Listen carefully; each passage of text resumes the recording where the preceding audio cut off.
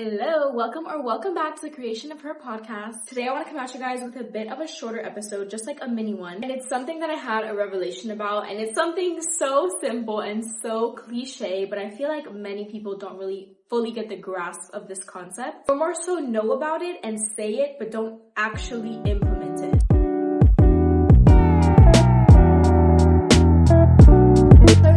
Gym today, and I was thinking about the different areas of my life that have actually blossomed and what I've done or what changes I've made in the past for those areas of my life to grow. Or I was thinking back to when certain areas of my life were a lot better than how they are right now. And by the way, today was just a very guided day. Like, I feel like I was very in tune with myself, in tune with spirit, with source, with God. And the consensus that I came to every area of my life was literally just quality over quantity. And like, I know everybody hears that, like everybody hears, okay, quality over quantity in like a lot of areas and but like, are we actually understanding quality over quantity? We're always told like work hard and you'll get more, you'll be successful, yada yada. Especially if you're from the US or like the Western part of the world, that's just all hustle culture. Or for example, in diet culture, they say to eat like high volume food so that you can remain in your calorie deficit. But is that really what's helpful? Or should we instead be training ourselves to eat smaller portions of food that are rich in nutrients? So again, we've all heard many times quality over quantity, but I think it's time for us to actually look at the different areas in our life and how we can implement quality over quantity. And the reason for this is that you can actually work a lot less in all the areas of your life, but receive way more. And now my podcast and my whole image is about teaching women how to level up and reach that higher version of themselves. And something that I'll always preach about is feminine energy, because you need to be in your divine feminine so you can reach your divine goals and your divine life. And one very crucial part of the feminine persona is to be in her receiving mode. She does not overwork. She does not overexert. She is not a hustle person. In her masculine energy, she is just doing exactly what she needs to do, all of her guided actions, and the rest will come into fruition. So I want to make this short and sweet, but I really want this to drill in. So I'm going to look at different areas of my life. Obviously, I'm going to use my life as an example of how I implemented, or I'm going to implement, quality over quantity. Because I don't want this to just be another time that you're hearing quality over quantity and not actually using it to better your life. Love me a good diet analogy. And I'm like very much in my health and weight loss era right now. And something that is very common and that I used to live by is to increase your volume. So eat like a lot of vegetables,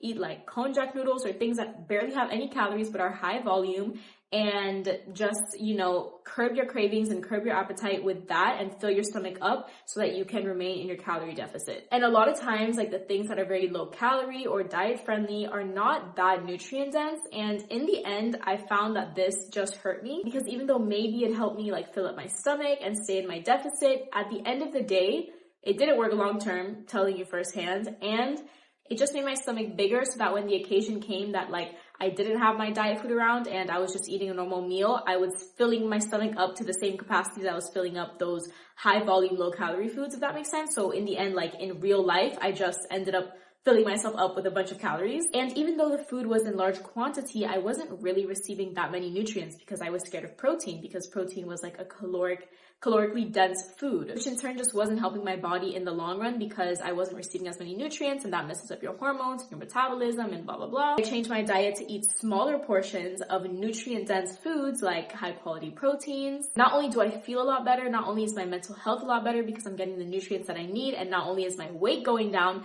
but I'm also training my stomach to be smaller so that when I am like in a public setting or at a restaurant, I'm not overly stuffing myself and I'm just eating until my stomach tells me to stop. Quality over quantity. Also, I'm spending a lot less on food. I'm spending less time preparing my food and whatever. Now, the biggest one is work, in my opinion, because a lot of people are completely brainwashed by social media and what we're taught, and we are taught to work very hard and you will be successful. One of my favorite people, because I'm in marketing, is Alex Hormozi, and he made a video the other day that I saw that was basically explaining how you really do not have to work hard to be successful, and this guy is like a multi-millionaire. So him, along with other people I watch, basically say the same thing, which is that you don't have to do all of this action. Just take the quality action that is going to give you a large output. So instead of just doing a bunch of tasks that are not really contributing that much to the output that you want, if you have 100% of tasks, focus on the 20% of the tasks that are actually giving you a return. For example, one of my clients was testing out a bunch of different ways to do outreach. So let's say, for example, cold emails, phone calls, organic social media, and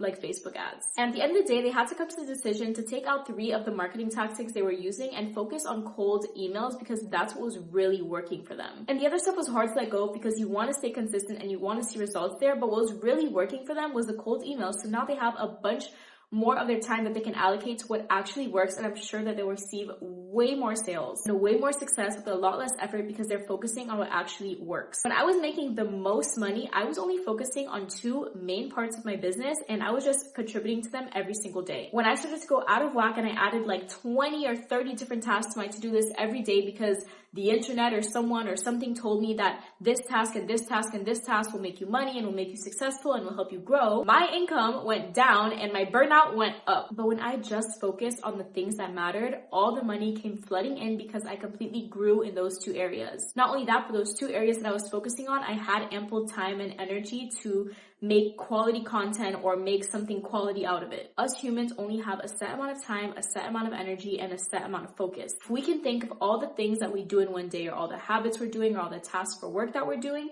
and we just focus on the 20% that's going to give us the biggest output in the long run, we are going to reach our goals so much faster. We're going to be less burnt out. We're actually going to enjoy our lives and we're going to live a quality life. Another really important one that I feel like all of my gym girlies should know. I've been working out in the gym since I was like 13 or 14, and all throughout my 4 years of high school, I would go.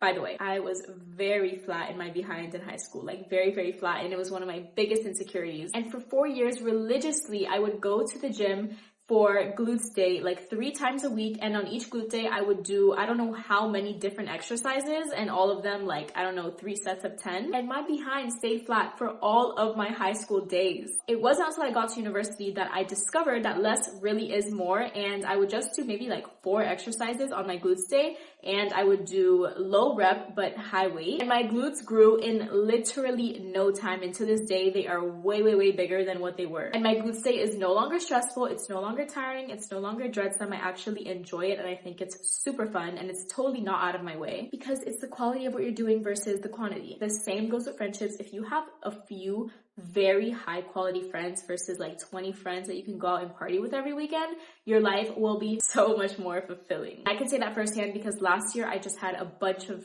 friends that I would go out with, but this year I have like my nice high quality circle of empowering women, and it's amazing. So think about the areas of your life. Ask yourself what you do in all those areas of your life, and are you prioritizing quality or are you prioritizing quantity? Maybe when they talk about being a high quality woman, it's about being a woman of quality. Not a woman who does a lot or not a woman who has a lot, but a woman whose actions are those of quality, and what she has is quality. I hope you guys enjoyed this mini episode of The Creation of Her. All of my socials are linked down below in the show notes or in the description box, so feel free to DM me, ask me any questions. Make sure to like, subscribe, download, do whatever you gotta do, and be sure to share this episode with somebody who you think might benefit from it.